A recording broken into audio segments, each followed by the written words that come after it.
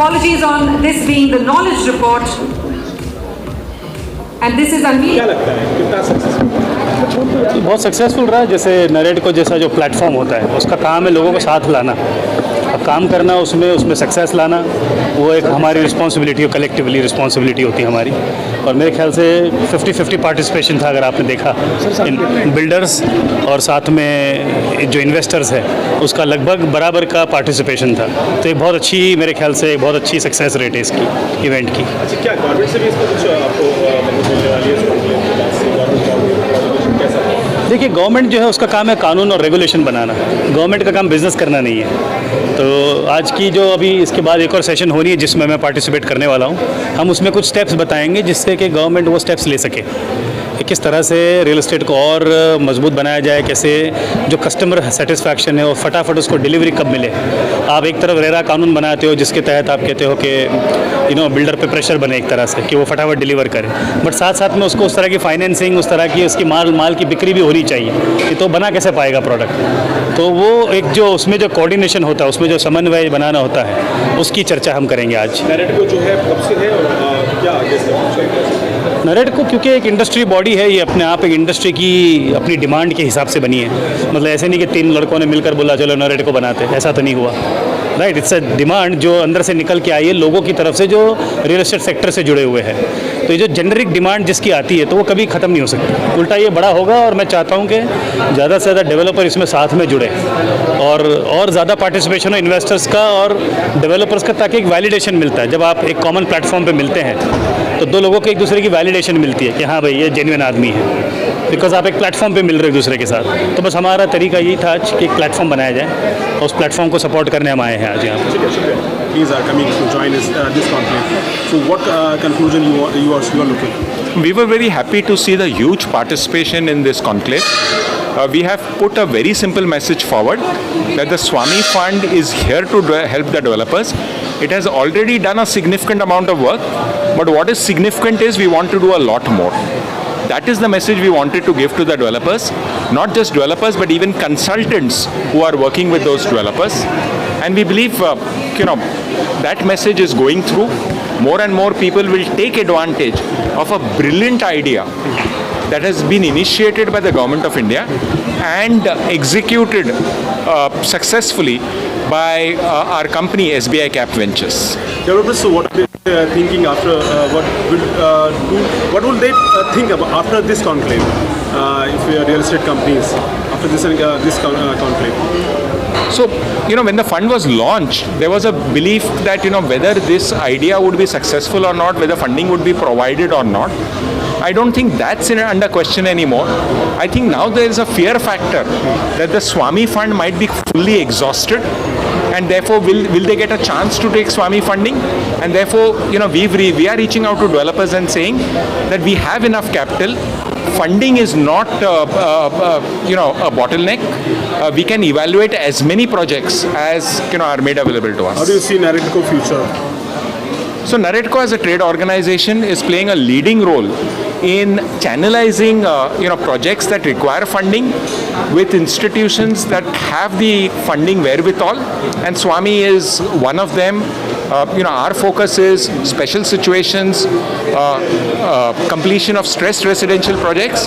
There are other funding institutions with other focuses, and there are other projects with other requirements. Thank you so much. Real estate में अगर आप देखो, finance है ना, finance एक बहुत ही इम्पोर्टेंट एस्पेक्ट हुआ है। रेरा के पहले क्या होता था कि हम लोग प्रोजेक्ट लॉन्च कर रहे थे और हमको पैसे मिलना चालू हो जाता है।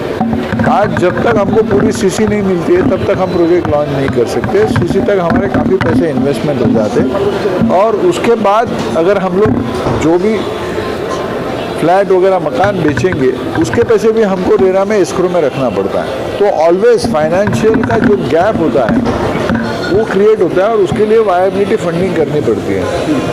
आज अगर आपने अक्सर देखा होगा तो जितने भी बड़े डेवलपर हैं, टाटा बोलो, महिंद्रा बोलो, L&T बोलो, शाहपुर बोलो या गोदरेज, इन सभी को पैसा बहुत इजीली मिल जाता है।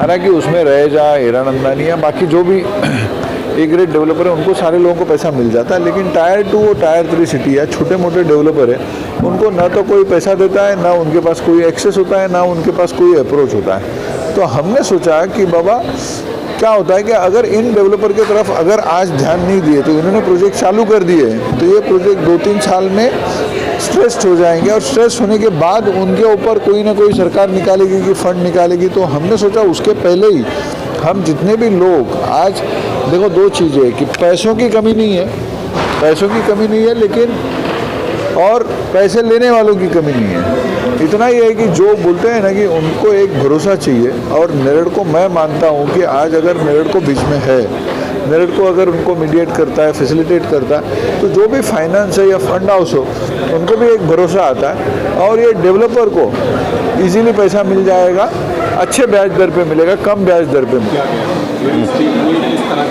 किस तरह के जो है बदलाव आए? See, first of all, real estate's biggest problem is about organizing funds. और रियल एस्टेट के लिए फाइनेंस नहीं मिलता है। रियल एस्टेट में क्या हो रहा है, अगर हम कोई भी बैंक में जाए तो हमको फाइनेंस की कोई भी गुंजाइश नहीं रख सकते उधर। उसके बाद में हम कहाँ पर जाएं, एनबीएफसी में जा रहे थे। एनबीएफसी में जाए तो क्या हो रहा है, NBFC is also under RBI.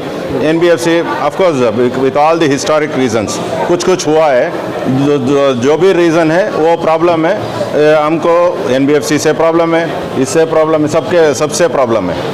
ये जो भी प्रॉब्लम्स हमको फाइनेंस नहीं मिल रहा है, इसकी वजह से बहुत सारा नया प्रोजेक्ट लॉन्च नहीं हो रहा है, नया प्रोजेक्ट सब अटके हुए हैं। सबके पास बहुत सारे के पास लैंड्स है, फिर भी वो प्रोजेक्ट्स टेक ऑफ नहीं हो रहा है। उसके अलावा अभी जो भी पहले का प्रोजेक्ट्स था, अभी बहुत सारा स्ट्रेस प्रोजेक्ट्स भी है।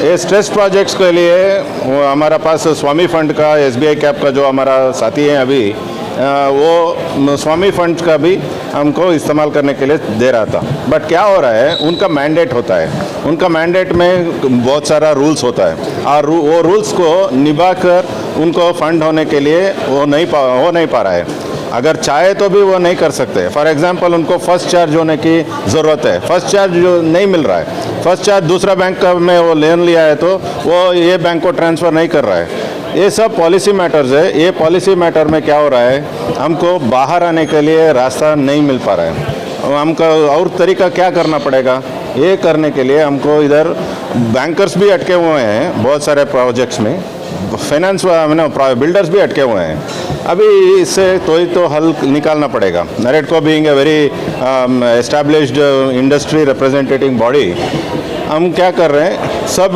बैंकर्स को और बिल्डर्स को एक प्लेटफॉर्म में लाने के लिए ये नरेडको फाइनेंस कमेटी के तरफ से हमारा ये कॉन्क्लेव बना रहा है।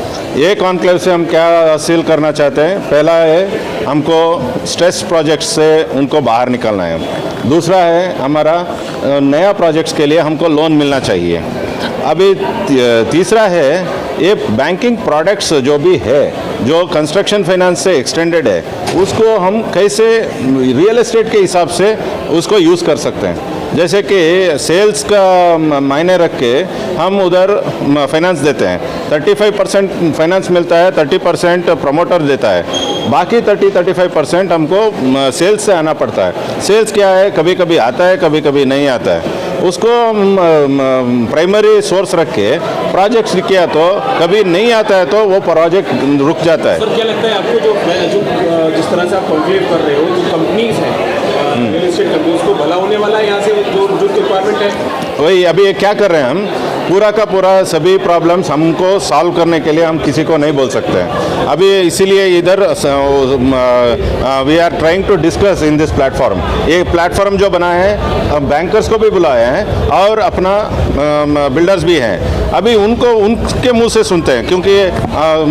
पूरा मिस्टेक बिल्डर्स का नहीं है, पूरा मिस्टेक बैंकर्स का भी नहीं है।